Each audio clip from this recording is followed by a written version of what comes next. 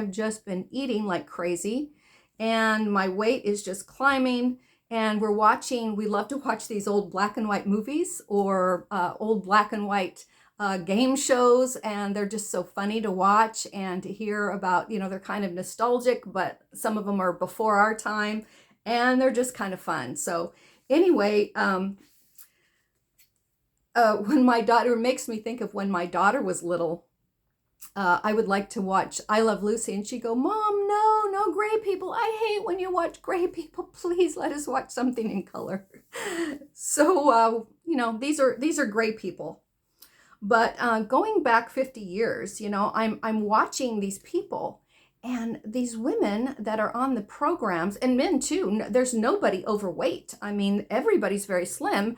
And I'm looking at the women, and their waists are just teeny little waists. They look like they have 20-inch waists, and they're not all young. And I'm thinking, what changed? Why are we getting more and more obese? And these people back in those days, they didn't seem to have a problem. So I thought, well, I'm just not losing. I'm just being horrible. I'm going to go back to the last place that I lost weight, which I lost 12 pounds, and then of course gained it back. So I've been, losing, gaining, losing, gaining, losing, and just keep gaining it back. And I think, why can't I do this? Well, this time I'm just going to I'm going to get down to goal weight and go on maintenance. And then I started thinking, it's a lot of their processed foods and then a little bit of yours. And I just thought, what? That can't be the best thing to do. So then my knees started hurting and bothering me. I thought, that's like old people. Their knees bother them. And so I Googled it. My knees are bothering me. What should I do? And Google said, lose weight, move more. It's like, okay, unless there's an injury, And then I remembered reading that children rarely have a problem with their knees because they're always running, jumping, they're moving. They're moving all the time. They're getting that blood flow in there.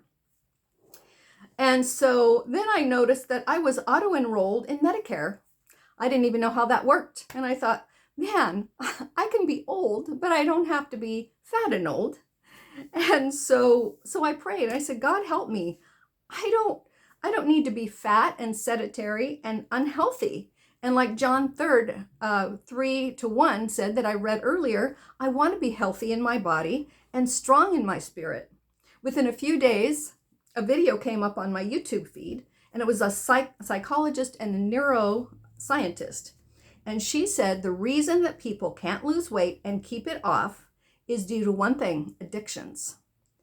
The pull of sugar and flour is overwhelming, and many can't stay away from it. In fact, sugar is 9 times more addicting than cocaine. So they did some studies on people too. I don't know exactly what they did, but I know when they did the study on rats, they caused the rats to be addicted to cocaine, and then they gave them a choice between cocaine and sugar water.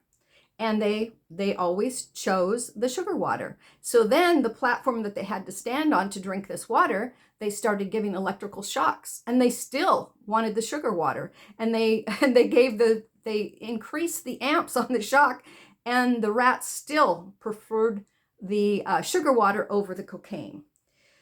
So it's a very, very strong thing. So people in America eat 60% of our U.S. diet is ultra-processed food, not just processed food, but ultra-processed foods. So food manufacturers, including, of course, fast food. I believe the average American has 5 fast food meals a week. And they're spending millions of dollars to find out just the right additives. It already has sugar and flour to get us coming back, but even other additives that are really unhealthy for us. And they're not even real food. The body doesn't know what to do with it, so it stores it in the fat cell, and our fat cells get bigger and bigger. This makes many of us sick and prone to diseases. I was just listening to a video. There's actually 8 diseases that are food related.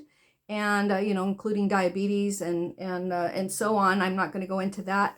But, once we get sick because we're eating all this unhealthy food, then guess what? We are a lifetime customer for Big Pharma.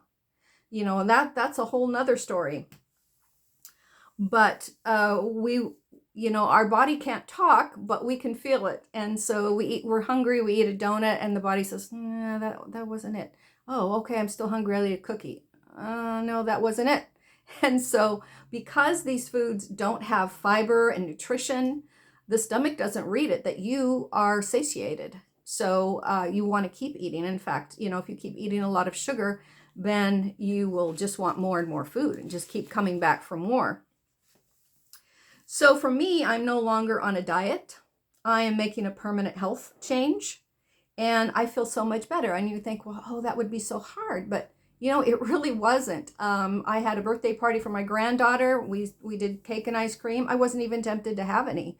Bread came to the table, and I usually, the first thing I do is grab that bread and eat half the loaf that came, and I wasn't even tempted. So it's funny because the more you eat a certain way, that you crave the better food, and the more you eat the bad food, you crave that.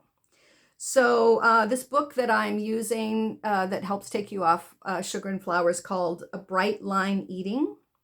And bright line, the word bright line is a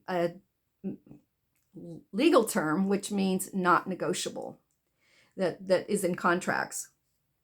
So anyway, that is my story. My sister's joining me, and she seems to be losing weight faster, and we both have more energy. She was having some back pain, and that's actually getting better because sugar is inflammatory. And so we'll let you know. We haven't been doing this very long, but we'll keep you posted.